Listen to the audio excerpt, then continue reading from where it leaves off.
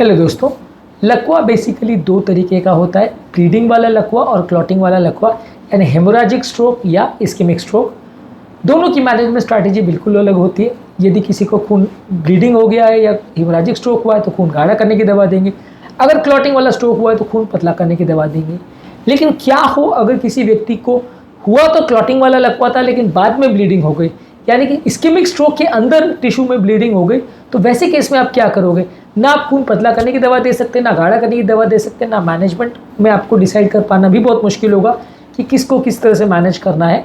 तो haemorrhagic transformation of ischaemic stroke, यानी कि अगर क्लॉटिंग वाले लकवे में ब्लीडिंग हो जाए तो क्या होता है, ये किसको होता है, कब होता है, क्या इसके कारण होते हैं और इसको मैनेजमेंट में क्या इंपॉर्टेंट चीज़ें कर सकते हैं, ये सारी चीज़ों पर आज हम बात करेंगे। ये टॉपिक बहुत ही इंटरेस्टिंग है क्योंकि इस तरह का लकवा को मैनेज करना अपने आप में एक टेढ़ी खीर होता है और ये होता बहुत जल्दी में कि 2 दिन पहले आपको बताया गया था कि आपको इस्केमिक स्ट्रोक है यानी ब्रेन में क्लॉटिंग हो गई, आज बताया जा रहा है कि ब्रेन में ब्लीडिंग हो गई। अब कैसे मैनेज किया जाए, ये डॉक्टर के लिए भी बड़ा मुश्किल होता है और पेशेंट को भी समझना बड़ा मुश्किल होता है। इसलिए इस टॉपिक को एंड तक देखिएगा ताकि एक इंपॉर्टेंट कॉन्सेप्ट को आप समझ पाएँ। टॉपिक पर जाने से पहले जो लोग हमारे चैनल पर नए हैं उन्हें रिक्वेस्ट करूँ कि चैनल को सब्सक्राइब करें, वीडियोस को लाइक करें, शेयर करें, फॉलो करें, कमेंट करें, पूरा देखिए।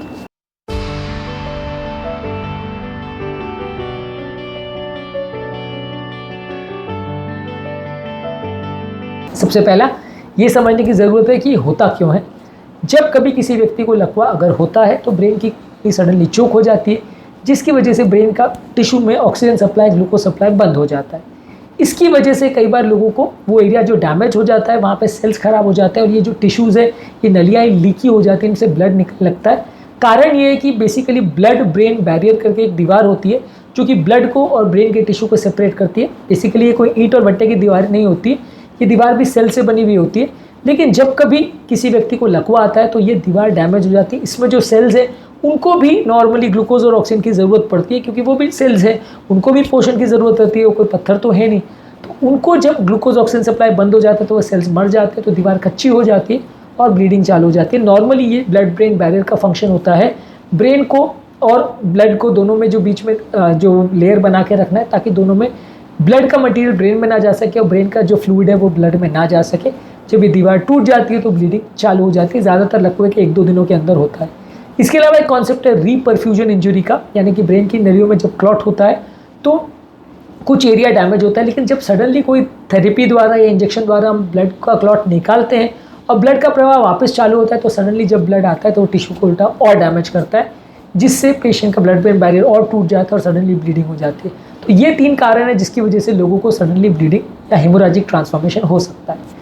ये होने के 2-3 टाइप्स होते हैं। एक ये होता है पेटेकियल हेमोरेजेस, यानी छोटे डॉट डॉट जैसा वहाँ पे हेमोरेज होगा। एक होता है पेरेन्काइमल हेमोरेज, यानी वो एरिया में पूरा ही ब्लड भर जाएगा, यानी ब्रेन टिश्यू के अंदर ब्लड भर जाएगा। और एक होता है सब अरेक्नॉइड हेमोरेज, जिसमें ब्रेन और उसके सराउंडिंग जो स्ट्रक्चर्स होते हैं या सब अरेक्नॉइड मेम्ब्रेन जो होती है उसके अंदर ब्लड भर जाएगा। ज़्यादातर ये सब अरेक्नॉइड हेमोरेजेस जो है कॉर्टिकल इन्फाक्शंस में या अगर ब्रेन की बड़ी नलियों के इन्फाक्शंस में ज़्यादा देखने को मिलता है। ज़्यादातर लोगों को अगर ब्रेन के अंदर ब्लीडिंग होती है तो उसी में हेमोरेजिक ट्रांसफॉर्मेशन ज़्यादा देखने को मिलता है। सबसे कॉमन वैसे पेटेकियल वाला होता है क्योंकि उसमें छोटे डॉट डॉट जैसे ही ब्लड आता है, बहुत ज़्यादा ब्लीडिंग नहीं होती। लेकिन ज़्यादातर ये होने का कारण ये होता है कि जब आप पेशेंट को खून पतला करने की दवा देते हैं स्ट्रोक के बाद तो वहाँ पे दवाइयों के इफेक्ट से थोड़ा ब्लीडिंग चालू हो सकती है। सबसे पहले तो ऑब्वियस चीज़ है कि आप पता कैसे करोगे यदि व्यक्ति को ऑलरेडी लकवा हो चुका और वो व्यक्ति सडनली डिटोरिएट हो रहा है, उसकी पहले जो कंडीशन थी या ब्रेन की हालत थी वो 2-4 दिन बाद डिटोरिएट होने लगती है और आप रिपीट स्कैन करते हो तो आपको पता चलता है कि जहाँ पे पहले लकवा था वहाँ पे ब्लड के स्पॉट्स दिख रहे हैं या ब्लड आना चालू हो गया है, तो वहाँ पे पेशेंट को डिटोरिएशन दिखता है और स्कैन्स में कंफर्म होता है। या पेशेंट को अगर हेमोरेज के सडनली सिम्टम्स आने चालू होते हैं कि पेशेंट सडनली अनकॉन्शियस हो जाता है, ब्रेन के प्रेशर्स बढ़ जाते हैं, नॉजिया वॉमिटिंग चालू हो जाता है, पेशेंट को वेंटिलेटर वगैरह पे रखना पड़ता है। यदि इस तरह का कोई चेंजेस हो रहा है जिसमें पेशेंट की कंडीशन बिगड़ती जा रही है, डिटोरिएट होती जा रही है, तो ये काफ़ी हद तक सजेस्ट करता है कि हेमोरेजिक ट्रांसफॉर्मेशन हो रहा है। हालांकि उसको कंफर्म करने के लिए और सिर्फ ब्रेन का प्रेशर बढ़ गया है और हेमोरेजिक प्रेशर बढ़ गया है, इन दोनों में डिफ्रेंशिएट करने के लिए स्कैन ही लगेगा। क्योंकि अगर सिर्फ प्रेशर बढ़ेगा तो वो सूजन की वजह से भी हो सकता है और उसमें हाई इंट्राक्रैनियल प्रेशर के फीचर्स उसमें भी आ सकते हैं। ब्लीडिंग में आपको वहाँ पे ब्लड दिखेगा स्कैनिंग में, तो आप डिफ्रेंशिएट कर सकते हो। दोनों का डिफ्रेंशिएशन करना बड़ा ज़रूरी है क्योंकि अगर सिर्फ सूजन है तो आपको सूजन कम करने की दवा देनी है और अगर ब्लीडिंग हो रही है तो इसका मतलब खून पतला करने की दवाओं को बंद करना पड़ेगा या खून गाढ़ा करने का दवा भी देना पड़ सकता है। तो ये बड़ा इंपॉर्टेंट इशू हो जाता है कि वहाँ पे इंट्राक्रेनियल प्रेशर बढ़ने का कारण सूजन या ब्लीडिंग है, दोनों में डिफरेंशिएट करने के लिए रिपीट स्कैनिंग लगती है। इसका मैनेजमेंट कैसे करें? ज़्यादातर अगर किसी व्यक्ति को खून पतला करने की दवाइयाँ चल रही है तो उसको टाइम बिंग बंद करना पड़ता है, क्योंकि कई बार हाई डोज मेडिसिन की वजह से ब्लीडिंग हो रही होती है, तो आपको दवाई को टाइम बिंग बंद करना पड़ता है, रेगुलर मॉनिटर करना पड़ता है, बार बार स्कैनिंग भी करना पड़ सकता है ये देखने के लिए कि ब्लड अब्जॉर्ब हुआ या नहीं। टाइम बिंग आपको सिर्फ ब्लड प्रेशर कंट्रोल और बाकी सिस्टम मैनेजमेंट पर फोकस करना पड़ता है। कोलेस्ट्रॉल वाली दवा आप देना चाहे तो दे सकते हैं, लेकिन खून पतला करने वाली दवा आपको थोड़ा टाइम बंद करना पड़ता है, खासकर अगर ब्लीडिंग बहुत ज़्यादा हो।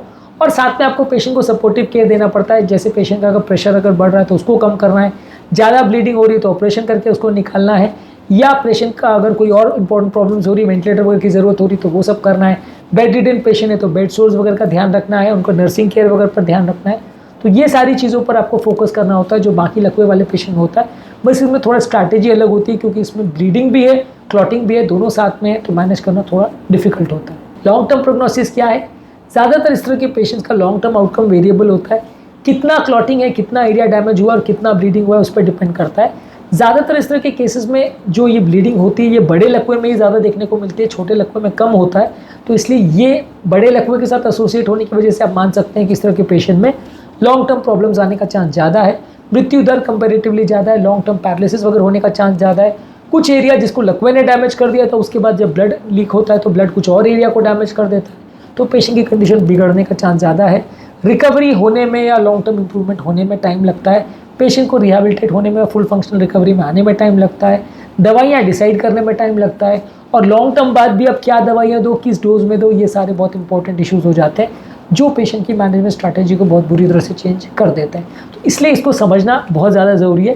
Haemorrhagic transformation of ischaemic stroke के मैनेजमेंट पर सेपरेटली हमने एक अलग वीडियो किया है, ये भी हमारे चैनल पर अपलोडेड है, आप इसे भी चेक कर लीजिए, तो आपको मैनेजमेंट में क्या फ़र्क है और इस तरह के पेशेंट में क्या करना चाहिए एज ए डॉक्टर या एज ए पेशेंट या एज ए रिलेटिव, आपको ये समझ में आ जाएगा। उम्मीद करूँगा कि आज के टॉपिक में कुछ नई बातें जानने को मिली होगी। जो लोग हमारे चैनल पर नए हैं उन्हें रिक्वेस्ट करूँगा कि चैनल को सब्सक्राइब करें, वीडियोज़ को लाइक करें, शेयर करें, फॉलो करें, कमेंट करें पूरा दिन।